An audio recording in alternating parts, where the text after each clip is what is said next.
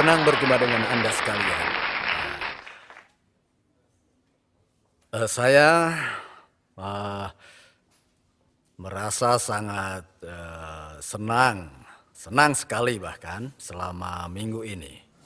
Kami telah mencari sebuah lokasi sekolah di berbagai tempat selama kurang lebih selama 2 tahun terakhir ini. Dan syukurlah akhirnya kami telah menemukan lokasinya. Ya.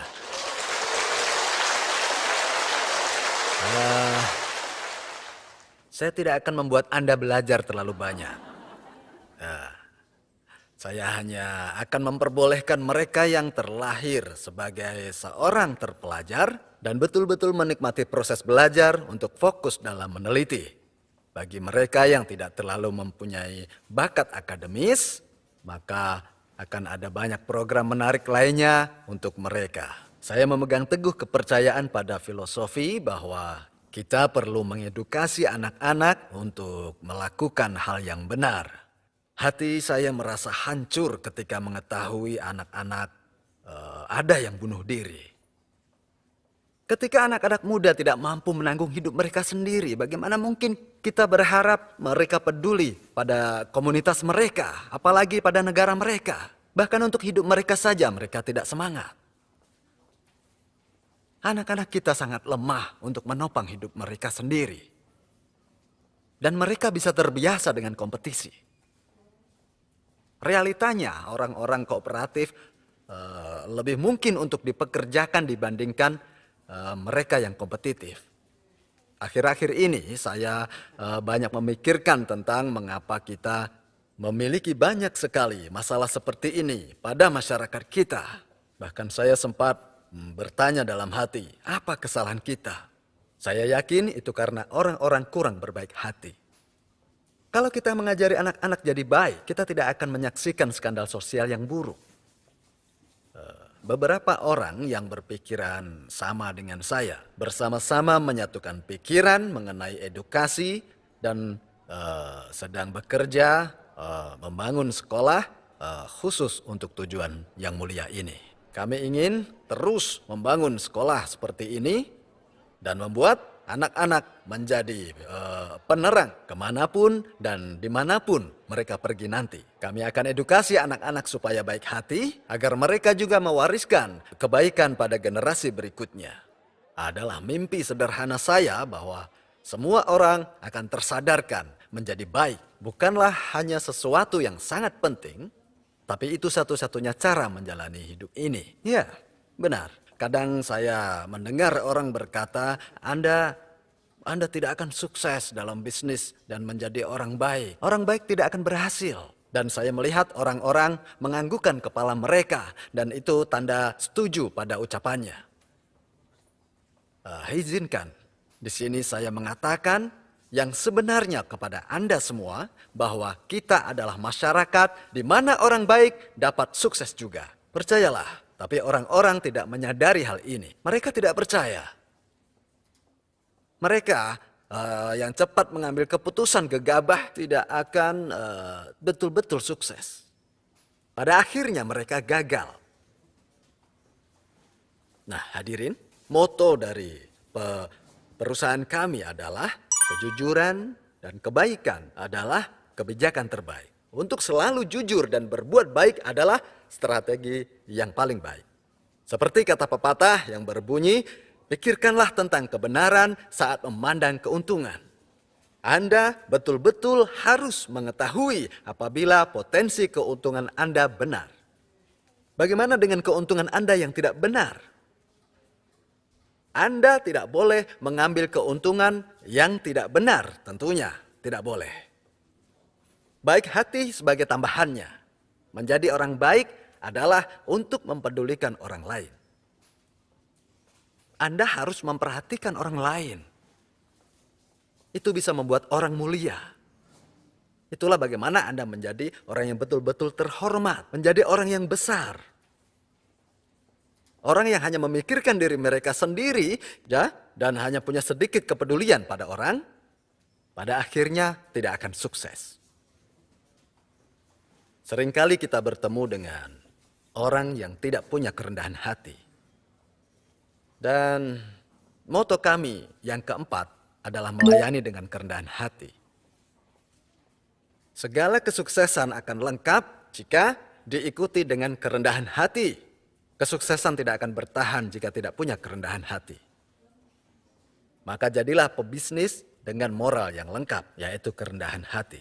Sesuai dengan kebaikan dalam kejujuran, dan kebaikan adalah kebijakan terbaik. Saya ulangi sekali lagi bahwa mempedulikan orang adalah hal yang perlu dilakukan. Saya sangat ingin Anda semua untuk bisa mewujudkan semangat, kejujuran, dan kebaikan di tahun ini. Tahukah Anda bahwa Atomy akan ditampilkan secara besar-besaran pada salah satu media publikasi pemasaran jaringan di Tiongkok.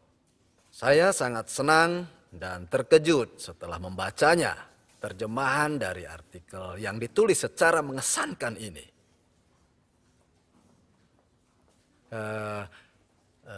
Kepala publikasinya sudah beberapa kali mengunjungi Atomy di Korea, dan saya sendiri pun telah mengunjungi kantor pusat majalah tersebut dalam perjalanan 3 hari 3 malam ke Tiongkok. Saya diundang sebagai perwakilan delegasi dari Korea. Di situ saya dapat kesempatan memperkenalkan Atomy di acara Forum Internasional dalam bidang penjualan langsung. Para pesertanya adalah para ahli dalam industri penjualan langsung. Mereka datang dari seluruh dunia seperti Amerika Utara dan Selatan, juga datang dari Eropa Barat dan Timur. Saya diberi waktu 30 menit saat itu untuk membicarakan tentang Atomy di sana. Mereka mengenal Atomy sebagai perusahaan yang sukses, atau di Korea disebut sebagai sedang naik daun. Pada kesempatan itu saya ditanya tentang bagaimana rahasia kesuksesan Atomy. Mereka bilang pada saya bahwa mereka terkesan sekali dengan materi pelatihan member kita, di mana di situ mengajarkan nilai-nilai dari tradisional Tiongkok, sehingga member-member kita patut dicontoh. Patut dicontoh. Hati nurani Anda bersih? Dikutip dari majalah tersebut bahwa member Atomy patut dicontoh kehidupannya. Itulah kunci kesuksesan mereka. Anda bisa melihat itu sekarang? Anda harus lakukan hal yang benar. Ya, apakah Anda melihat yang sedang terjadi sekarang ini? Kita digambarkan sebagai sebuah perusahaan contoh yang ingin sekali ditiru oleh perusahaan-perusahaan di Tiongkok. Lihatlah CEO tampan itu. Atomy ditampilkan dalam publikasi itu, yang adalah literatur paling terkenal dalam industri pemasaran jaringan di Tiongkok. Itu adalah majalah yang pasti dibaca oleh seluruh leader dan seluruh perusahaan yang bergerak di bidang pemasaran jaringan. Mohon disadari bahwa sekalinya Anda melangkah keluar dari jalur yang benar dan berhenti menjadi orang yang jujur dan baik, hal tersebut akan terlihat. Dan Atomy dipandang sebagai sebuah perusahaan yang baik hati dan jujur. Maka dari itu, Anda harus menjadi representatif yang baik hati dan jujur tadi. Menjadi yang baik hati dan jujur itu sebenarnya sangat mudah. Hadirin, mohon jangan takut untuk mengalami beberapa kerugian saat Anda menjalani sebuah bisnis. Saya rasa jarang sekali untuk dapat menuai 100% hasil dari usaha Anda, apapun yang Anda lakukan. Dalam menjalani bisnis, Anda akan berhadapan dengan gangguan, hambatan, dan juga pembuat onar, iya kan? Anda pernah mengalaminya? Ya, tentu. Jadi tolong persiapkan diri Anda untuk menjadi orang seperti ini. Ingat, bukankah kita semua terkadang mendapatkan surat tilang? Contohnya saat Anda parkir. Anda parkir di tempat yang salah, dan tiba-tiba saat Anda datang, Anda menemukan surat tilang di wiper mobil Anda. Kebanyakan orang akan marah dan kesal mendapati hal seperti itu. Tapi saya tidak pernah mengalami itu. Kenapa? Karena saya sudah mempersiapkan diri. Jadi saat pertama saya membeli mobil, saya sudah memperhitungkan kemungkinan untuk mendapatkan surat tilang dan memasukkan biaya tersebut dalam biaya pengeluaran untuk mobil saya seumur hidup. Sehingga saya tidak merasa kesal untuk membayar denda tilang tersebut. Karena saya sudah hitung biaya pengeluarannya. Tidak ada salahnya mempersiapkan kerugian yang belum terjadi. Misalnya mengebut. Seringkali kita tidak sengaja mempercepat laju kendaraan saat kita sedang mengemudi, iya kan? Dan tiba-tiba tertangkap dan kita ditilang.